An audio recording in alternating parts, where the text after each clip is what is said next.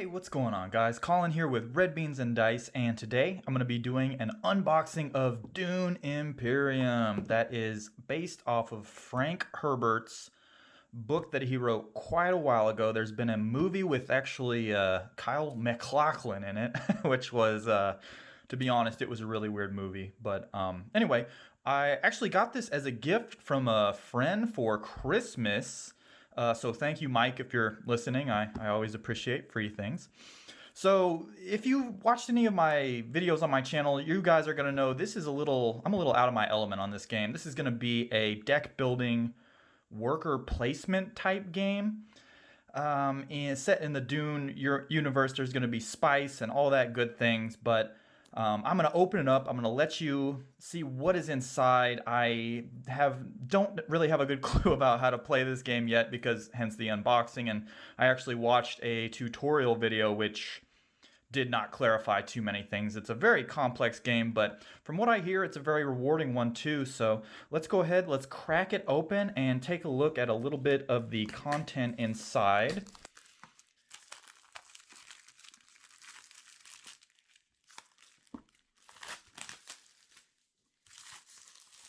And it's made by Direwolf Games and designed by Paul Dennen. So there is that. I'll get this out of here. A little bit of a glare there. I apologize about that. Let's go ahead and get this cracked open. And then one thing about this game is it actually got pretty good reviews, and it is only about 50 bucks. I've actually seen it for 45 at a couple game stores. So there is that. A very reasonably priced game, and it is 2 to 4 players. There's a solo version and then also a 2-player version, which actually have special rules, which I believe we should be able to have a little piece of paper or a specialized rule book or... Okay, yeah, here we go. We have the solo and 2-player options right here. So we have agents, combat, during the game. Little cheat sheet right here for you right on the top. I'll put that over to the side. And really good quality, like in all this stuff. The more little like help out sheets that you have, player references, whatever you want to call them, the better I think it is. Especially with a game like this that I watched a video of and I was like, what the heck's going on with all this nonsense? So, but here we go. We have just a little bit of piece of paper in here for a little guide. Okay, I'll set that over there. And then this was right on top. I really love this artwork. These little sandworms are... I watched the movie a while ago, but they seem to wreak havoc. And anyway. Okay, we got a little rule book here, it looks like. So, very good artwork, very good feel. It's actually a really big, girthy rule book. So, there's that. I'll put that over here. And... right over here we have some tokens. There is a combat phase of this game where essentially you can put troops into a battlefield type scenario. It'll be on the game board. I'll kind of show you that here in a second. And you will actually have your troops fight each other. And then depending on who wins that, there's going to be certain resources that you can collect. And don't ask me to go too far into that. So yeah. And then these are the little tokens. As I said, 1 to 4 players. Each person, I believe, is going to pick a token, a color, excuse me, and go from there. And then there's going to be 4 different factions, I believe. That's what these are. So those are going to be little faction tokens. And then, oh, nice. You got nice little... I always like it when companies take care of their product, you know, get it there in one piece. Oh, okay, this is a big old board. I am not going to be able to get all of this onto the screen at once, and there is a little bit of glare. I apologize about that once more. Okay, so here is the combat area I was telling you about. There's 4 little circles over here, and you're going to be able to accumulate troops, put them into here, and then I can't remember exactly how it is. I think if you're on a little square over here, a planet, or a colony or whatever you want to call it with a little fight marker on it, then you can actually participate in here and add troops into the middle. You can have troops over here, but if they're not in the middle, then you don't partake, and therefore you cannot get the rewards that you're going to be drawing through some of the cards. And then I believe there is a point system to whereas you're basically trying to accumulate points to get all the way up, and when you hit 10 points or when you run out of a card deck, then that's the decision on who is the winner. But this board is looking really good. I can't get too much of the top part there. I apologize about that. There are limitations to my camera here. But this board is awesome. Folds up into 4. Really good looking. Here, maybe I can show you. There we go. There's the top part right there. So a lot of stuff that I am not 100% sure about, but it's looking really cool. Over here on the left, we have those 4 factions that I was telling you about. And I think you'll put a little cube here with your color, and as you perform certain feats, you're going to move it on up and gain little points, and there is that. I'll put that game board over to the side. Got 4 little squishy foam things, which my cat will somehow find and play with and rip up, so there's that. We just have a little paper separator here, and okay, cool. We have some of the characters that you can play as, and then if you notice up next to, oh, there's a little piece of paper. If you notice up next to their name, there's going to be little little dots, little, what are those, hexagons?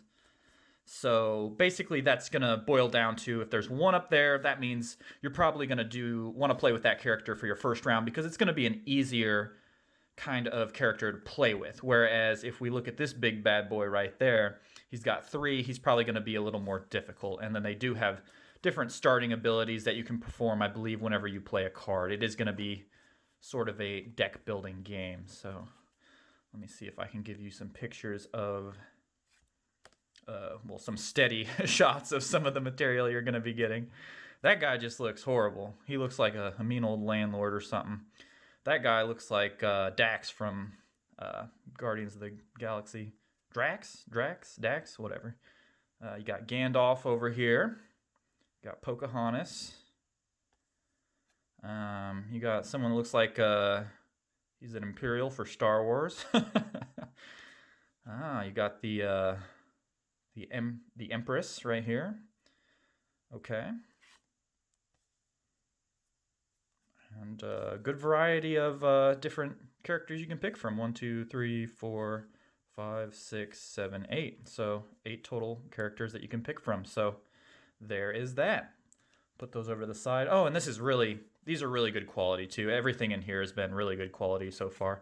And then also, just as a little reminder, there's a little, you got the player turn, combat markers, little player guide here that you can flip over for each one of them. So that's a cool aspect. And then also this little dividing sector, looks like these can all go back in here very easily. And it looks like we got some little bags with this and some complimentary jelly beans. So there's that.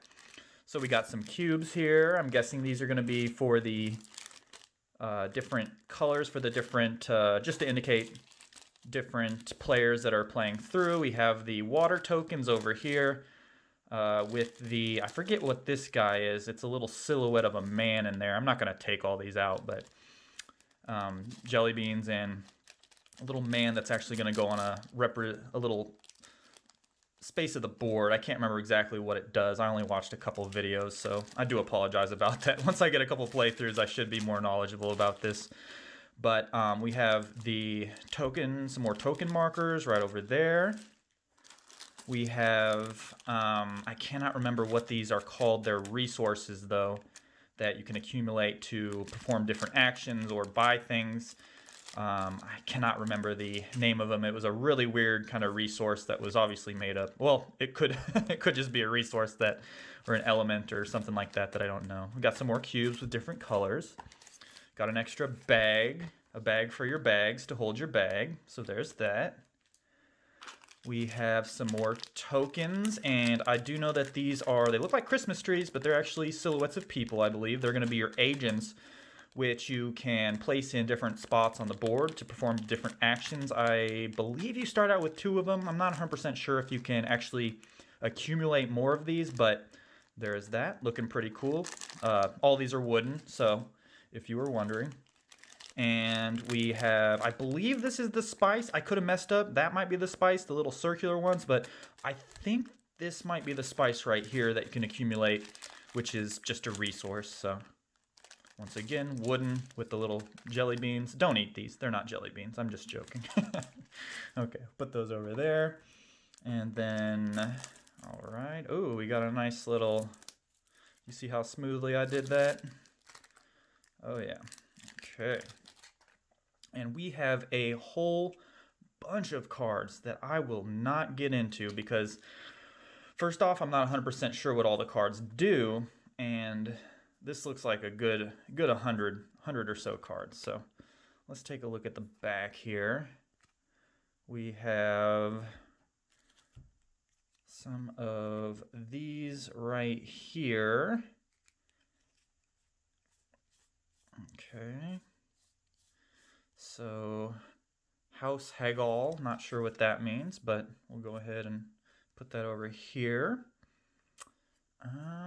These might be, I'm not 100% sure what these are. Really good feel to them, really good artwork on it also. So maybe these are cards that you're going to be flipping over every round for situational things. I know these indicate, maybe these are cards that you can go in your hand that you can play when you're doing a battle or something like that. So not 100% sure. I know that there are cards you can play with little tokens on them, and like there's locations with a little ring, and if you play a little ring, then you can get the bonus, the resources that are on that actual location. I could be wrong there, but I think I remember seeing that. And then we have a bunch of cards with planets on it. Quite a bit. Holy cow. Okay. A lot of different little planet cards. And let's take a look at some of these, and maybe I can get this horribly wrong and give you a false impression of what this game is. Okay. Looks like we got a couple different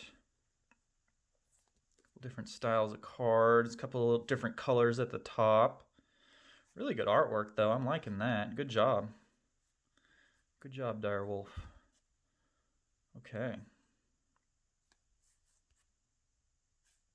Yeah, I think these are going to be cards that you start out with a couple in your hand that you can play, and you draw and go from there.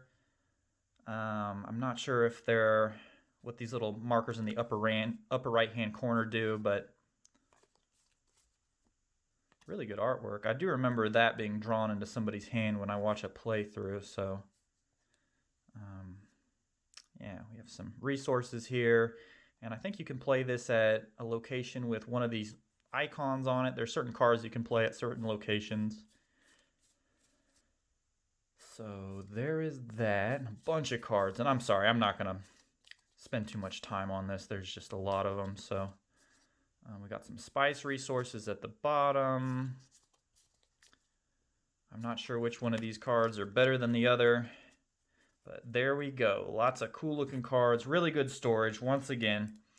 And then we have some conflict cards in here. And let's see if I can get any of these open. There we go. That wasn't too bad. Okay.